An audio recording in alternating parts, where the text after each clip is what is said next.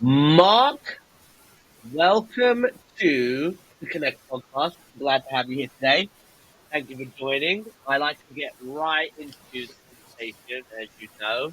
So, Mark, tell us who you are, what do you do, and why should people stay Okay. on for one Thank you very hour much to for watch you? welcoming me. My name is Mark Harrison. I'm the founder, CEO of Callisto Grand. We are, how do we say, we're a consultancy, a sharer of best practice in all things credit and order to cash. We're based in Central Europe, but we're working all over the world. Well, And why should people why stay should on for an why should hour they to stay on for one 1 hour? hour? We've Well, got 1 hour. let's see. I think really because I've been doing this for more than 40 years, and I think not all my opinions kind of conform to accepted norms, shall we say. So hopefully I'll fire a few things out there that might make people think about things a little bit differently. I love that. I love that. So, Mark, tell us a little bit more in detail about this magnificent Well, brand thank you. you've Well, built, Callisto it Grand. kind of it started literally 14 years ago today. It popped up on LinkedIn. Today is my 14-year anniversary. Yes, yes, thank you. and Congratulations. um, and Congratulations. so I've been working in credit order to cash, primarily in the B2B area, all my working life since the really since the end of the 1970s.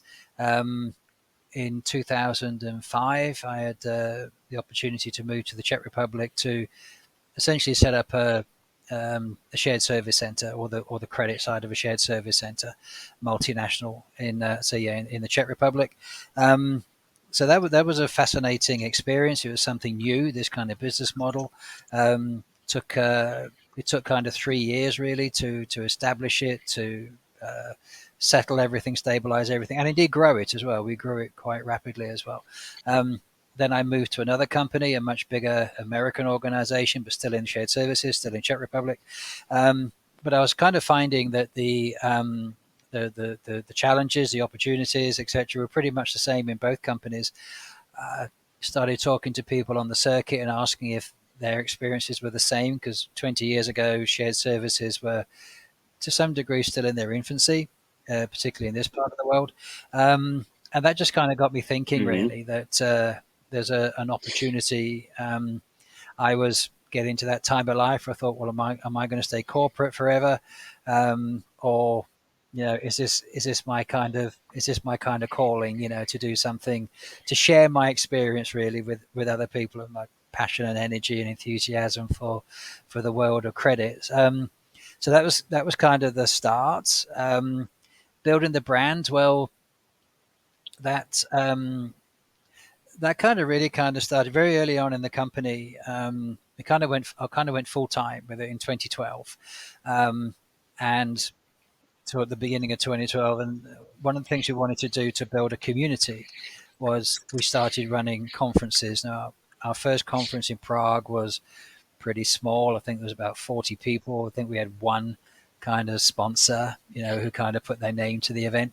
Um, but it's kind of just steadily grown over the years from then, really. And now we've just completed our Credit Matters 13 in Prague. You were there, um, and you saw it's grown into something sort of 5 times Hmm. bigger.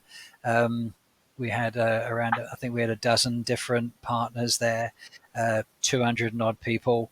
So that's very much part of the brand, plus using LinkedIn, and also um, I think perhaps a message for any entrepreneur. You still got to do a lot of door knocking and get through a lot of shoe leather. You can do so much through PC, so much through social media, but you still got to meet people. You got to shake hands. You got to talk. I was averaging something like 30,000 kilometers a year around Central Europe by train alone. Right. So yeah, yeah. So that's a lot of schlepping around Europe. Yeah. Wow. So, but never complained. Never complained. But That is yeah, do interesting. a lot of work in trains, train stations, Wow. airports, so on and so on. So you must have built up a thick skin then for networking, building a community. CG Callisto Grand is quite the spectacle of an event. It was one of, I'm not gonna lie, I've been to massive trade shows where I've been to the Abu Dhabi trade show for oil and gas at EDNEC. That was what 20, 30,000 people. I've been to an expo. There's a bunch of big conferences there. But what was unique about Callisto Grand was Yeah.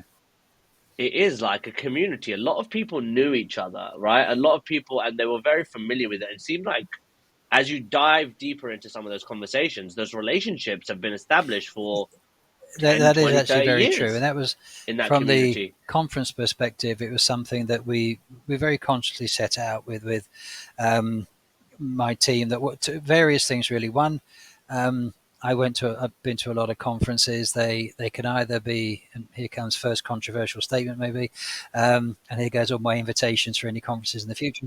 Um, they often they can Let's be go. uh, sterile, cold. You know, you can walk in, Yes, get your registration, get your badge, and like nobody talks to you. yes, Um, and then also the from a presentation side, they can be a yeah. little bit disjointed. I remember going to an event years ago. It was very expensive, you know, 2.5, 3 grand, something like that.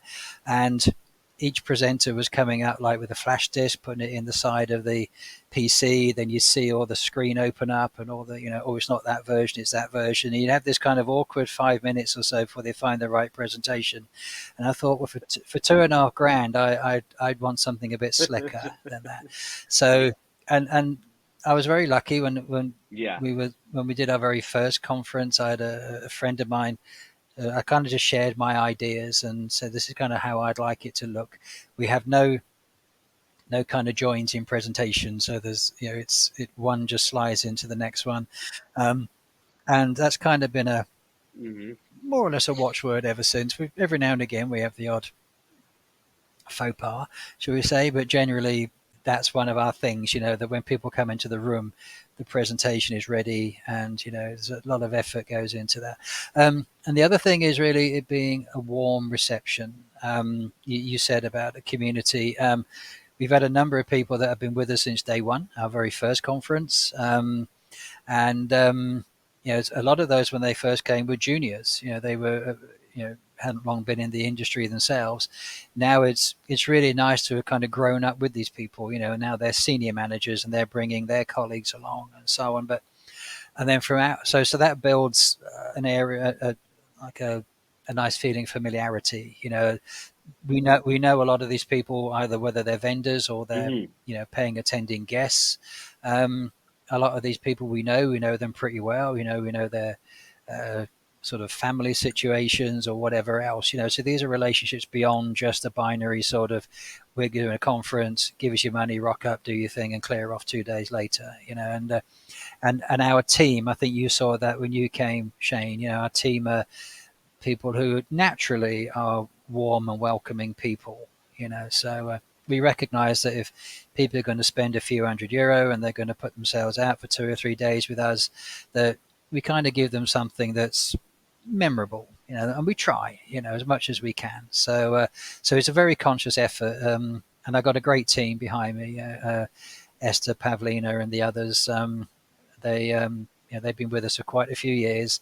Um, so we're in that nice position as well that they know what to do. You know, and they just go off and do their thing, um, and that all kind of adds to the continuity and the warmth. You know, and but in other areas, I mean, you know, when we do our training courses, we do our workshops, we do our online, you know, our various online events.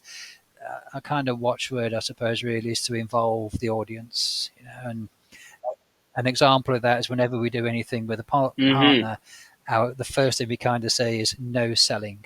You know, tell a story, do a case study, but don't sell directly from the Yeah. stage, whether it's a virtual stage or it's a physical stage, because that's Hmm. boring. You know, it's been done to death. We don't do that anymore, right? You know, so It is a common theme. It's a very common theme that has happened in the past across a number of events, and it actually leads into the conversation that me and you are going to bring up or build upon about dining club events.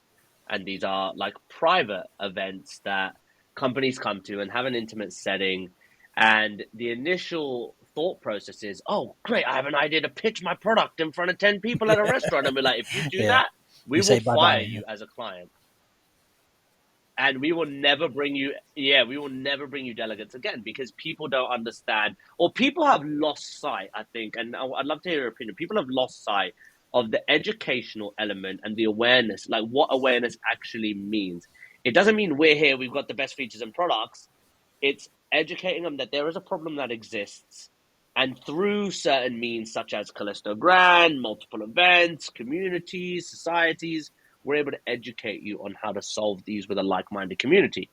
And I think that has been like really, really offset quite a bit in the past, let's say 10 Um, years. Why do you think I that think is? that there's a maxim, isn't there, in the sort of sales side of things that people buy people at the end of the day, right? And that's um, there was Mm. still kind of an urgency, I think, particularly through the COVID time and perhaps just shortly after to sell. You know, you saw there was a lot of webinars, a lot of podcasts going on.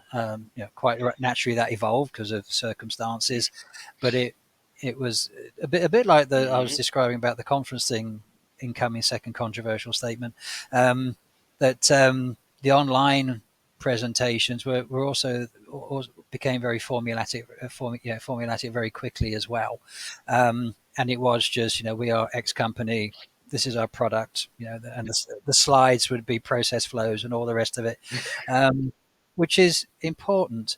But you can tell that story in a different way. You can, like you said in your dining clubs, you can tell that story, but you tell it through a context, through a case study, through other ways. Not just we are X company, we've got 10 million customers, we're the Yeah. best in the world, yada yada. That's not for you to say. That's for others to decide and for them to work out. Yeah. So, um, Exactly. Or you just leave that with Apple, but even right? even Apple will say that they don't sell products; they sell a lifestyle, don't they? Which again is appealing to the emotive This is side very rather than, true. they say themselves it's a mobile phone, or whatever product it is. It's no, people will say it's different, but at the end of the day, it's a mobile phone or it's a PC or whatever, right? It's the it's the emotion that goes with owning an Apple product, isn't it? It's which is a different thing, and that's I guess that's kind of when we grow up, that's what we want to be. Not say as big as Apple, but sort of that kind of recognized more as a lifestyle choice rather than just, we're going to buy a qualification or a workshop or a conference ticket. It's more than that. Yeah. Um, and just staying on that. So as I said, we try to kind of sort of reshape the conference experience, shall we say, a little bit. With it, just carrying on that side of things. We throw uh, a lot of effort at the conference, with lights and music and other things as well to make it a more, sort of as we say, sensorially stimulating, right? But and I suppose what we kind of developed on the webinar side of things. What we run two most months. We have one that we call the Credit and Collections Coffee Club, and another one we call the Credit Clinic.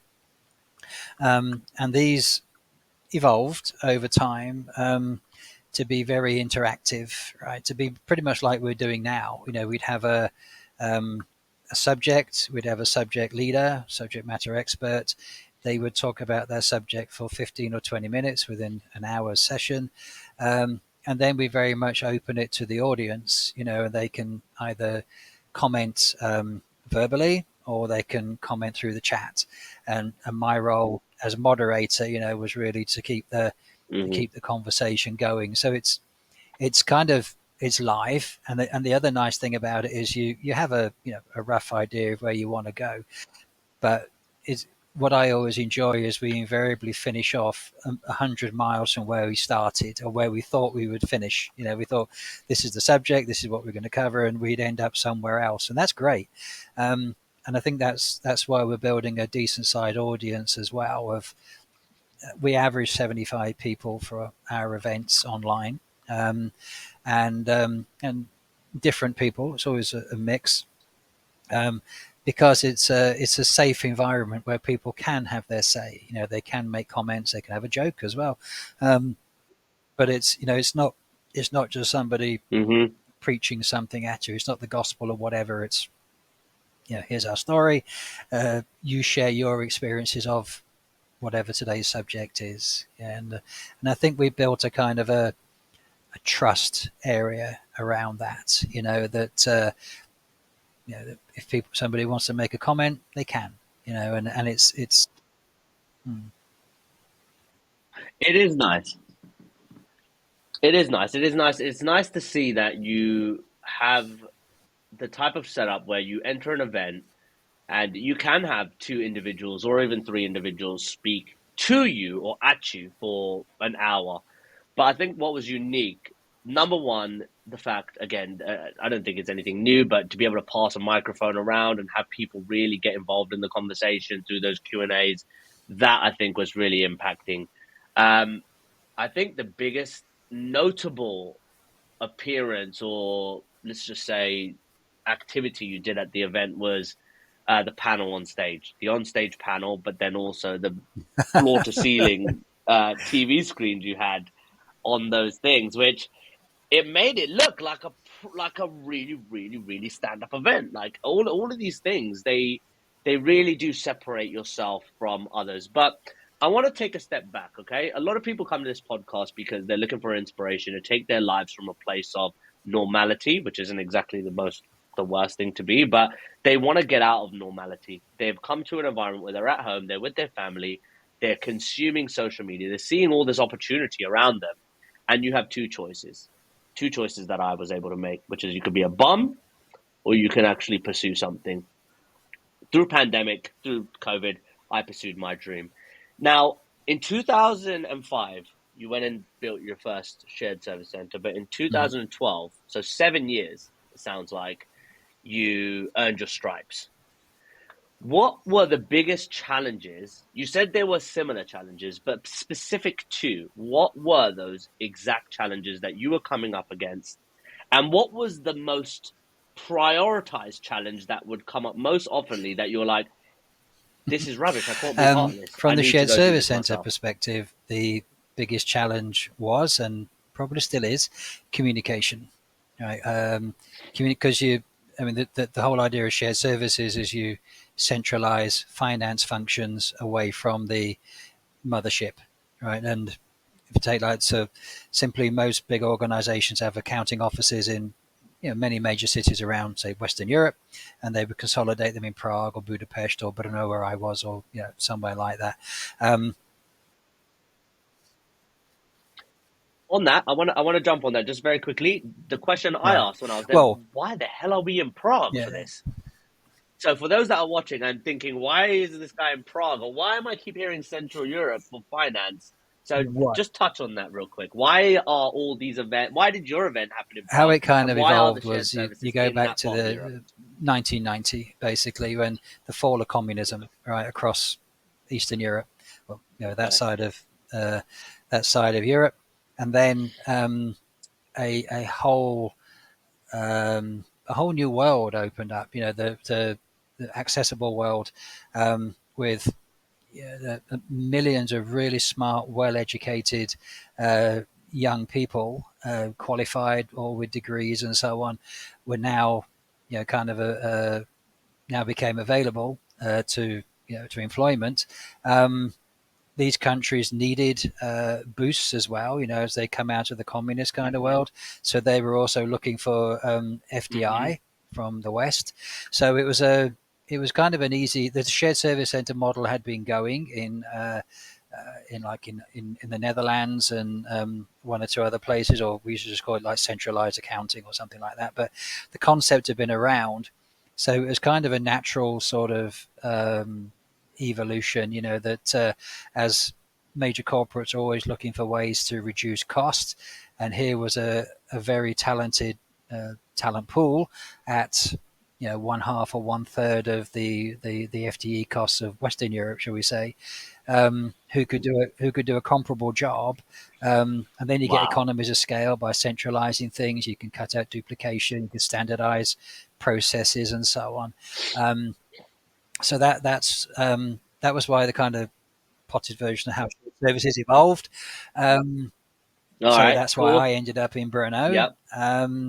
And we just the other thing, the other critical thing about why we kind of do our conferences around the major cities of Central Europe, um, is the shared service center world is all English speaking as well, right? That's the business language. So there was no sort of barriers through Mm-hmm. language, right? Even though the centers like mine, my second one, are responsible for 15 different countries, right? All under one roof. So cash allocation and collections and all the other associated credit O2C functions. They were they're for 15 different countries, but the common language was English. So that yeah. So um, Mm-hmm. the Mm-hmm. cha- Wow. the challenges from the other side, That's a lot. from establishing Callisto, was because there was one of the drawbacks, and I think that the the chickens have really kind of come to roost on this now, is the majority of corporates since since the sort of the 90s through to very recently, they really focused on the cost saving side of things. So the kind of the concept of investing in their talent, through professional qualifications and so on, was one that was very difficult to persuade a lot of people. Right, so why do we need to train people? If somebody leaves, I can get another one. There's a never-ending conveyor belt of young, talented people. So that was Mm-hmm. our biggest Mm-hmm. challenge. Really, was convincing people that in the Western Europe, in the United States, having professional qualifications, best practice, etc., for credit, is a given. There's some very well-established organisations in the West, and they're not still, thankfully, they're still not here in this part of the world. So I shouldn't have said that because they'll all come steaming over now, and we'll have competition. But yeah. So that was our biggest challenge. When I was saying about communication within the shared services, it was really, there was a lot of resentment to start as well, because the practical realities were people in France or the UK or Germany, Netherlands, they were losing their jobs, and these jobs are being transferred to other countries. So when you were going through the period of transition, sort of knowledge Mm-hmm. sharing and so on, it was quite a normal reaction. I probably would do the same. So, well, I'm not really going to help you. You taking my job, you work it out. So there was a lot of that. Um, but and Wow. even with the people that stayed, like the sales teams and so on, you had a geographic split, and you had a real kind of communication split. So we're in this part of the world, you're in that part of the world. So the hardest thing really was to bring the two together. And even though you might be 1,000 kilometers apart, to bring to get people to understand each other, that we're all on the same side here. And these young people kind of coming out of university and coming into this workplace, well, they don't know any different. They didn't know the history. It's not their fault, that somebody got made redundant. It's so you got to deal with what you got to deal with. So my role as a sort of the particularly in the first job, when I was sort of helping to build this center, was was really to build these bridges. And it took a lot. It took a lot of effort, because there was a lot of pushback, indifference. Call it what you like. So you had all sorts of challenges, as well as trying to train people up in jobs they'd never done before. Um, to the complexity of the credit world and its importance.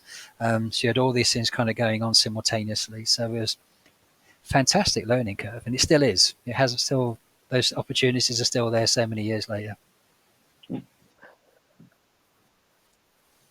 So was there like a breaking point for you? I'll give you an example. So for me, my breaking point when I've told this story a couple of times now. I was a top seller at my company, publishing house. I made my way to the CEO's yacht in Cannes. So 15 of the top performing people, made whoever sold the most in the company. The CEO flew us out to Cannes, put us on a, what was it, 40, 50 foot yacht. And we sailed around the ocean for a couple of days, and it was just absolutely incredible. And through that heightened period of success for me, I had clients that I was trying to retain. continuously build upon. And the marketing function of my business started to, let's say, cut costs, cut corners. And these cutting cost activities impacted one of my clients.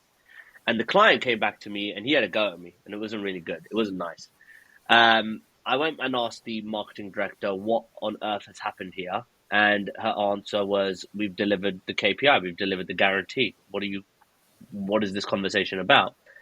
And the conversation was actually, yeah, you delivered the guarantee, but the guarantee was to provide pre-qualified leads.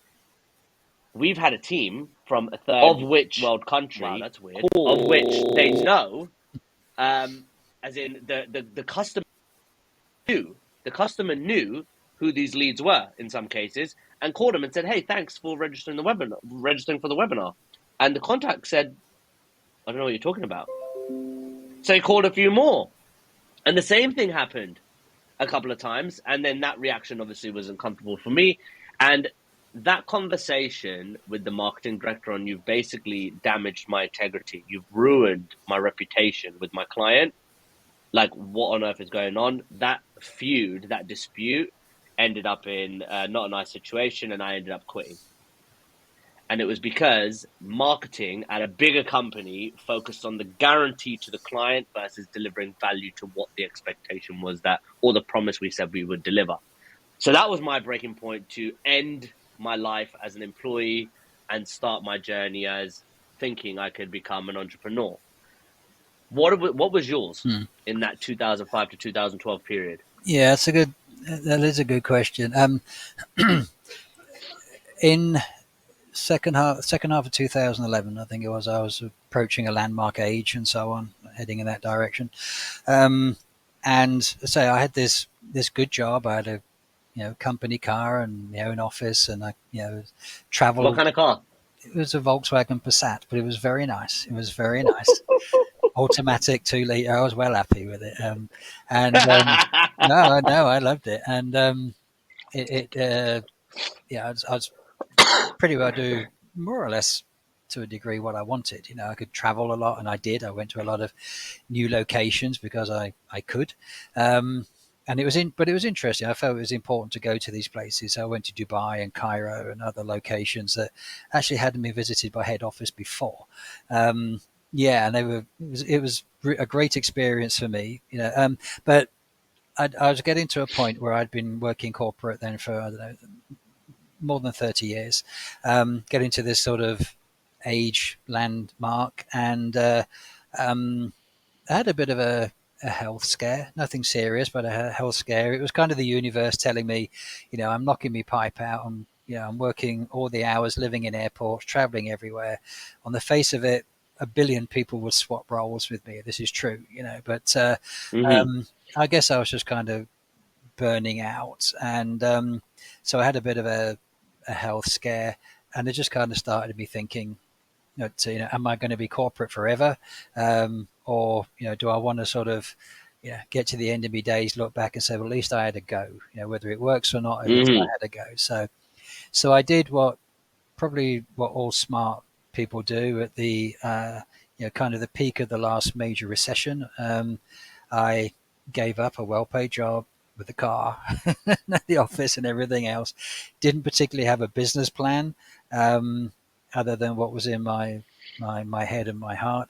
Because it was hard to write a business plan for a business that had no comparison really in this part of the world. You take it to a bank and say, I want to set up a credit control training organization and all that. And they go, okay, like who? And I go, well, there's one in the UK that's kind of similar, so there wasn't much. And I could say, business plan, I could say, yeah, we're going to make $1 million every year. I could make up anything. There was of course, there was no basis at all. But really, that was the catalyst. And I tell a story, if I may.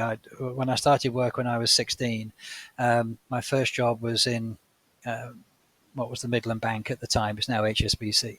So I went into my first day was in a branch in Useley, West Drayton area, so near the airport. Okay. I don't know if the branch is still there.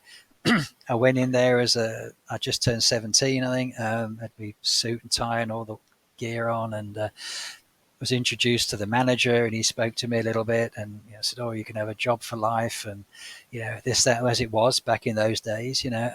Yeah. And I remember thinking, even then, as a 17-year-old with no real experience no experience at all of working, really, apart from a paper round and stuff like that. I thought, nope, this isn't for me. I'll do it, because I have to do it, but this ain't going to last forever. But I had no idea what I was going to do. But I just kind of very early on adopted this attitude that wherever my work takes me, I'm building towards something. I really had this instinct. And I say, Mm-hmm. so 30 odd years later, when I got to that kind of thinking point, it kind of dawned on me.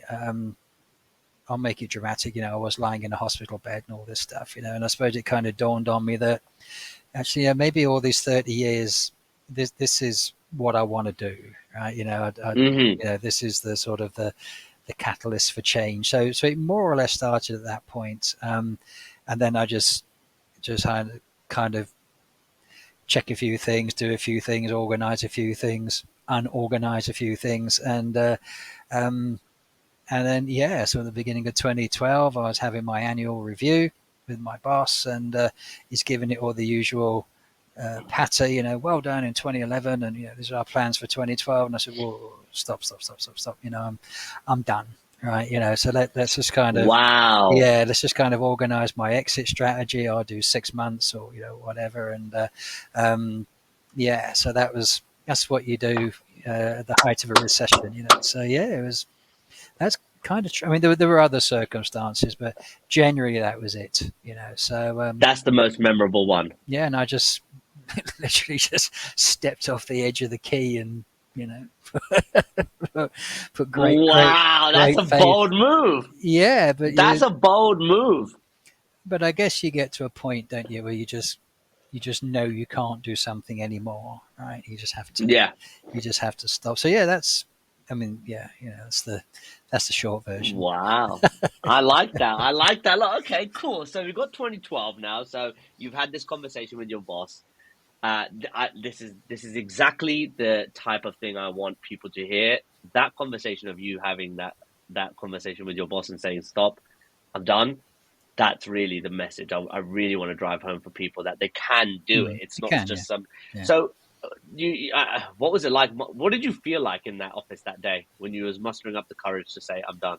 Oh, it was good. Relieved or anxious? Yeah, no. I suppose there's a degree of anxiety of, not knowing you're not going to get a paycheck at the end of the month and that kind of thing, and giving up Yep. something you've been doing for 30 odd years. But on the other hand, I thought, no, this is. I say I've always put a lot of trust in instinct. A lot of the stuff we do within Callisto, it doesn't come from anywhere particular. Just ideas appear, and so it's still very much gut instinct, which is what I couldn't do in the corporate world. You had to conform to pretty well everything, drowning in idiotic management speak, and things like that, and people going around, sort of, just it just wasn't the world I was comfortable in, and I knew that from a very early age. I was probably I knew I was one of the world's worst employees, but I was good at what I did. Everywhere I worked, I brought improvements and I brought success, and I think I left behind a decent legacy. My thing was I couldn't, I in the early days I did kind of 6 years in different companies and so on. Mhm. I through the 90s and up to the point of going to the Czech Republic, I started doing a lot of contract work, and that suited me perfectly. I'd be doing short-term projects in different companies, so I Mhm. built up such a great knowledge. I got to meet so many people.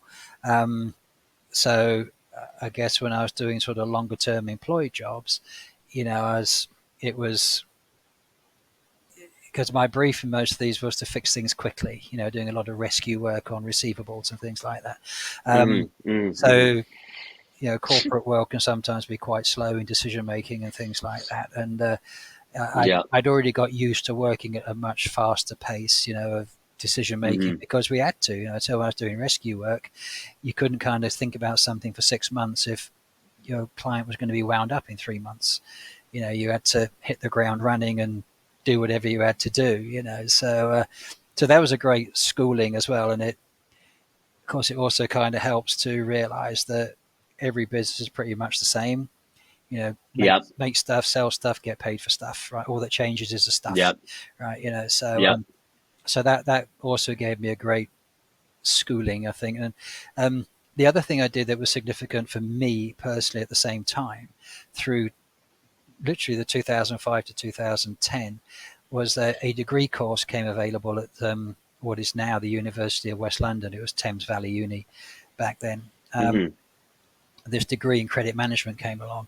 And one of the sort of big gaps in my personal confidence was I didn't have a degree. So I left school with 3 O levels, two in English, one in history, which doesn't really equip you for a life in credit. Um, so, or does it? So yeah, so this degree course came along in credit management. It was great because it meant once a month I would return to West London, where I come from, the other Yep. side of the airport Mhm. from you. And so it was good. I could come and see my family. I was in a classroom at the weekend, an intensive weekend once a month with like-minded people who were of a similar age. We were all mature students Mhm. and so on and so on.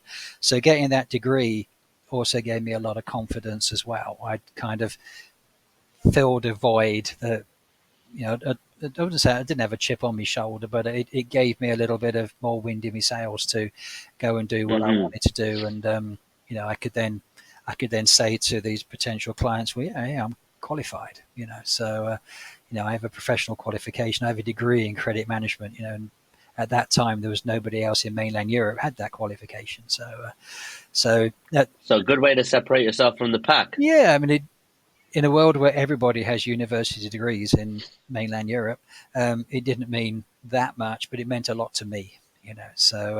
So Of that course. Of that was course. also part of the sort of the I don't know, all part of the process, if you like, in getting to that point of moving on. All right. So let's say two part question on the next one. So you leave this place. Obviously, the feeling of leaving gives you a sense of relief. Now you enter the world of entrepreneurship, and you're in it. That's it. You're now in the deep end, and there's nobody coming to save you. It's one of the most soul crushing but character building journeys I've Mm. ever been on in my Oh yeah. life, and it was just absolutely fantastic. So, walk me through what it was like the first couple of years, and when did you recognize that your business was successful for you? Okay. The first couple of years were really tough. No bones about it, because we had no safety net, we had no investors, nothing like that. Well, Hmm. and when I say we, it was me basically to start, and Hmm. um, somebody helped me part time with accounting and stuff like that. Um, Hmm. it was there was a The majority of the nights were sleepless. I think that's fair to say. It was soul destroying, heartbreaking. The amount of people that said no. You get a lot of doors slammed in your face. Um, Hmm. so you it takes quite a while to realize that it's not personal. It's and you just the thing I really like, I suppose, what when I look back on it, what you constantly go back and think, well, how could I do that different? How could I do that better? How can I have that same conversation but in a different way and get a different result? Hmm. So you Hmm. you and I think this was probably the main thing I wanted to do by working on my own was be creative, and so yeah, so there was nothing particularly enjoyable about the first few years. It was just uphill, uphill, uphill, and everybody you spoke to, you'd have to start all over again and explain yourself, justify Hmm. yourself, try and persuade, and you go through the same decision making loop time after time, and invariably it would either come back with a no, or it would come back, well, okay, we have 100 people, but you can train two, and prove the concept, and then Yes, So yeah, that favorite word. yeah, prove the concept. So that's that's tough, but that's you can understand it from other people's point of view. You are an unknown Of concept. course. So you got to, so I say, so you have to kind of keep thinking of ways to, to kind of make that gap shorter. From And introducing. how long did it take you till you felt, let's not say successful, because people define success in their own way, but let's say the first time I felt the biggest sense of fulfillment was I had taken on, so I worked with this client when I was an employee. The two campaigns that we delivered for that client absolutely bombed so bad that she said, "This is the worst webinar and activity I've ever done in the history of my career." It wasn't on me, but I was very, very diligent in making sure the relationship was maintained. Fast forward a couple of months, that relationship ended up being one of my first three clients, and that third client worked with them for, what was it, 7 to 8 months. In month seven, after like an absolute nightmare of a journey, even going up and down, trying to, she was the one who I actually figured out my business and how it worked and how to deliver to customer expectations. But she said, we've closed three contracts valued at 100,000 euros. You've done a good job. And I said, okay, cool. So you're going to pay me some more money? She said, you are also the most expensive vendor in my entire arsenal. So I said, all right, cool. But I got to go back to my team and say, guys, this works. This process, this business we've built, we only had four people, it works. And they signed $128,000, sorry, pound contract with us for 6 months to deliver them three reps after that. That's how successful we were. That was my biggest sense of fulfillment. And when I had that check, that money received, you know what that feeling's like. Oh yeah. Money received, cha-ching, money received, cha-ching, money received, cha-ching. 40,000 in 1 month, first and last month payment, like that for me was, and then it just carried on. My agency carried on growing from there. So for you, being in Callisto Grand, what was the convincing moment that you felt fulfilled? Yeah, I think when you it was kind of probably two or three levels to that, right? I think the first one was when you, I guess, when you get your first contract, your first deal, right? So you think, Yeah, oh, okay, yeah, yeah, yeah. so there is somebody out I there who can do this. believes, yeah, and somebody out there believes in this. Um, so that's probably one. I think a few years later, when you'd meet people on the circuit and they would start quoting phrases that I'd given to them in a training course, that I use that. I've been using that calculation. I've been using that phrase or whatever. Whenever anybody new joins, that's like the first thing I tell them, right? You think, wow. So, and you don't know that, until somebody kind of tells you. So then that Yeah, starts to give you belief that there's like an ecosystem going on, that, one person will tell you something, but there's probably 100 others doing the same thing. So even though you don't know it, that gives you real belief. The next kind of level, I say, is when we got our sort of bigger contracts with sort of international companies, where we were training, qualifying the whole team, like 100 people, things like that. So then, then we've really got something in our, in our sort of our arsenal. These big, well-known global names, and we've trained every single person that's possible, and we've given them professional qualification ourselves. Um, and then I think the last level, really, I think the most recent one really was the Prague conference, where we went up a level in terms of scope and scale and size, and hmm um, everything we did was bigger than what we'd done before.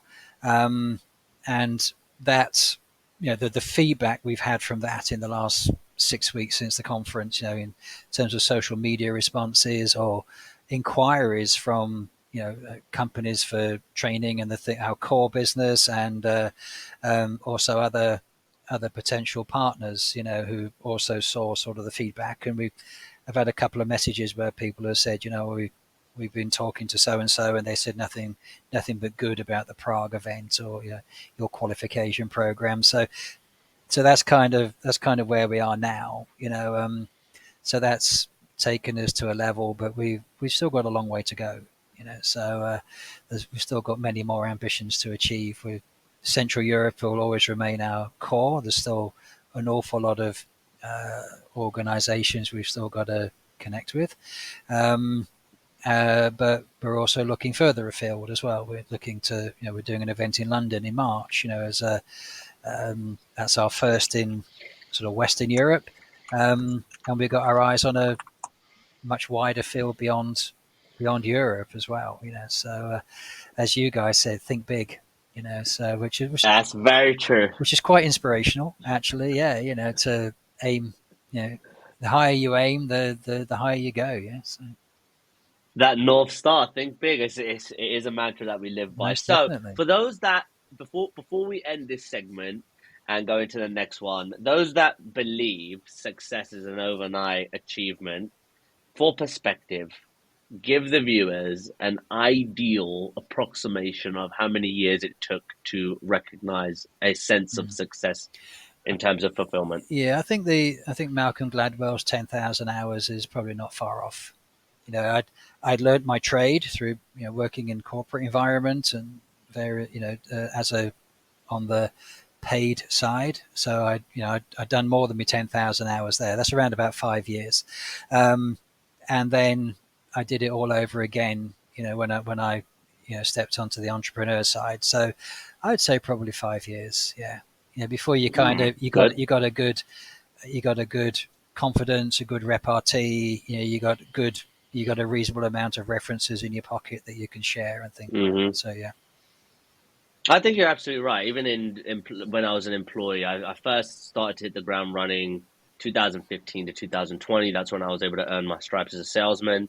And then again, coming into the life of an entrepreneur or building your own business, an absolute amateur, an absolute novice, like going through those first, second, third years. One thing that helped me accelerate massively, massively, which is why you're on today's show, is the importance of coaching and training.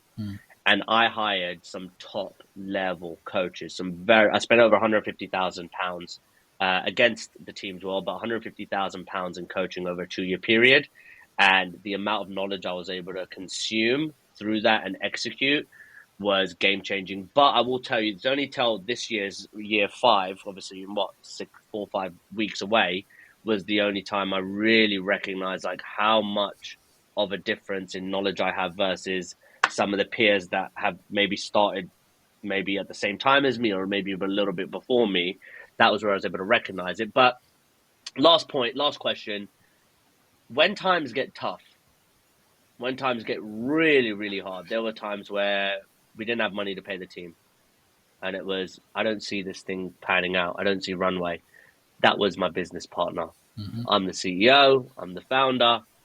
That's not going to happen. I will find a way. Found a way, got a $15,000 loan, and then called up at HMRC, and they gave me 12-week extension on the payment. So again, just thinking creatively out of the box. Yeah. My resilience and my determination, my discipline, right? My knowledge of exhausting resources before you give up. These are things I was taught to really, really shine through. So for you, when you went through, tell me about the hardest time you experienced in the first 5 years, and then tell the audience, how did you get through it? When times were tough and you wanted to give up, how did you get through it? I think probably a similar thing.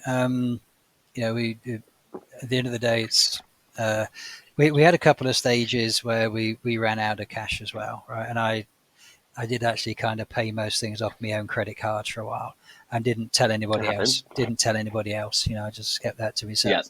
Yeah. So that was tough. But as you said, I think I was saying earlier about instinct and faith.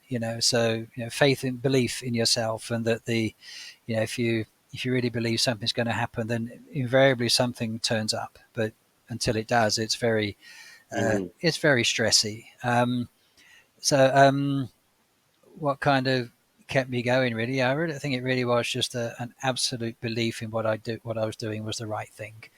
And even though other people around me were saying, "Oh, just knock it on the head, go back to work, get a job," and stuff like that. I can't go back to work now. I've been 5, 6, 7 years doing this. One, who's going to employ me? Yep. And I'd last about, I'd probably last a week. So, So because yeah, it would just do my head in, you know. It's So true. yeah, so um, it sounds very twee, doesn't it? But no, really, just like we were saying earlier, what do you build over the years of working for yourself? You do build a thick skin, but I think that you can build a sort of an internal sort of belief mechanism that everything will be okay. Um, you do get smart in negotiating as well, like you said. You sometimes you have a whacking great big bill. You can't possibly meet it as you would like to at the time. Um, but you talk to the other person. I think that's the key thing. There's a person there to Hmm. say, look, this is my situation. This is reality. You know, I will have it, but it's going to take another 2 or 3 months, right? So just Hmm. can we just delay, extend? Which is what I kind of Hmm. been, what I've been kind of uh, what I've been doing all my working life, is listening to people who can't pay me, differentiating between whether that's fact or fiction, whether they Yep. can pay but won't, or actually genuinely can't pay, and the people that can't pay or the organizations that can't. It's very easy as a big company to put the boot in on somebody and say, thank you, bye bye.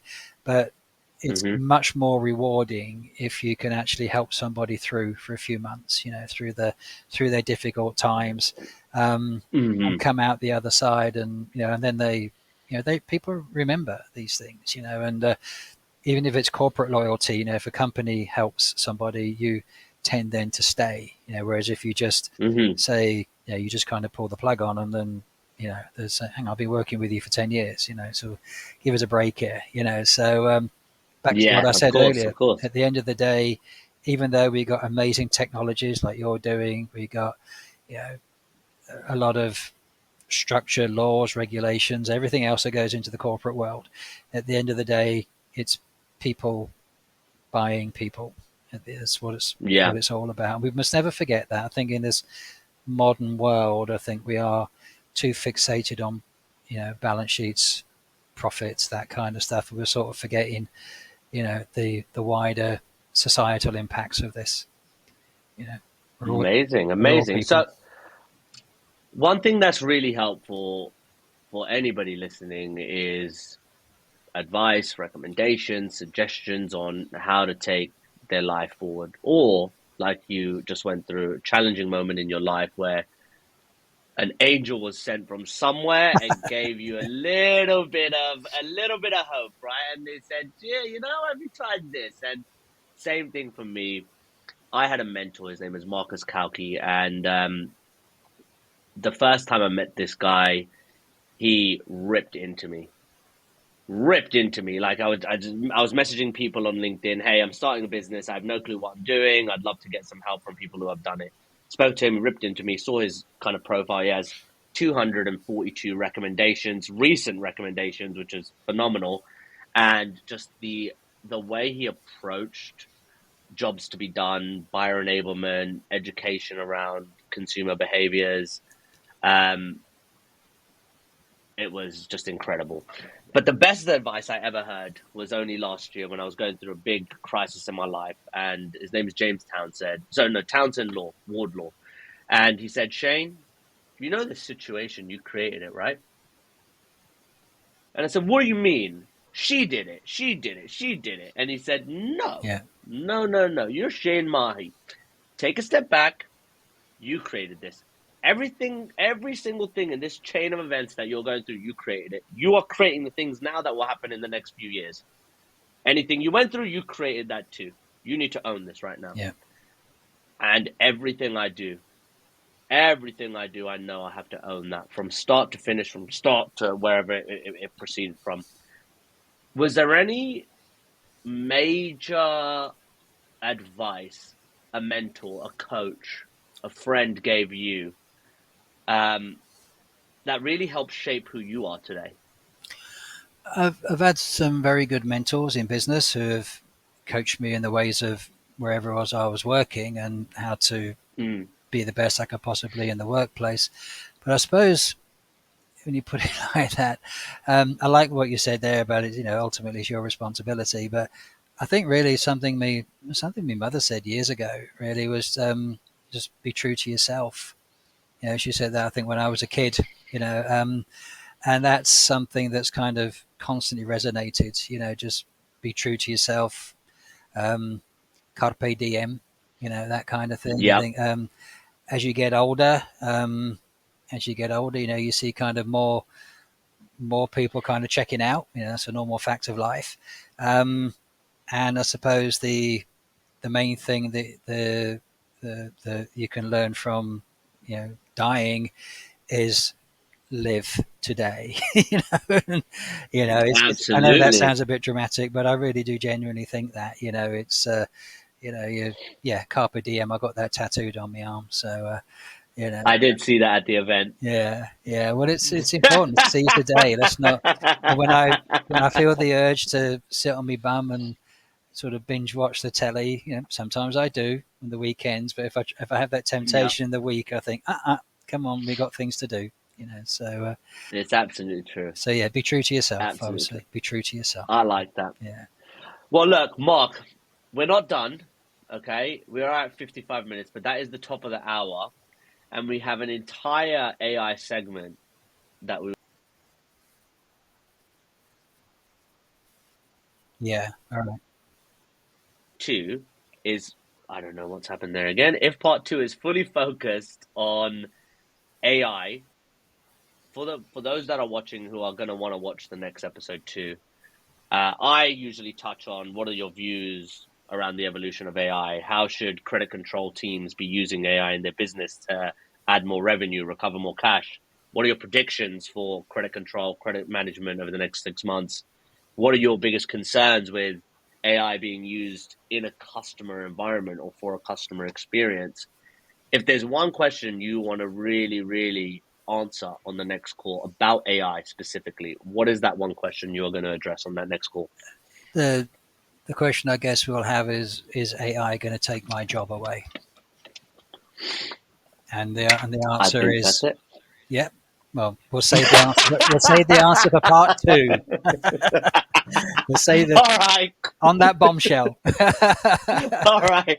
And I think that's a good way to wrap up the episode. So, guys, for those of you that did watch and found value in this, Mark Harrison, he's running an incredible series event, one massive event coming up in March. We're going to be there. We're going to be sponsoring that. There's a very, very unique community, a very, very interesting community that is part of it. But Mark, for those that want to engage now, they want to know more now, where do they go to find you and more about the company and events? Okay, well, there's our website, callistogrand.com. In the events section, there's all about the London event. It's also on LinkedIn as well. There's an event set up on Mm-hmm. LinkedIn, or just I'd love to hear from you. Really, it's mark@callistogrand.com. Give me a shout. I'd love to talk to you. Awesome. All right. Well, thank you very much. That was a pleasure to have you on. My And pleasure. guys, until next time, that's a wrap. See ya. Thanks a lot. Take care. Bye No bye. worries. All right.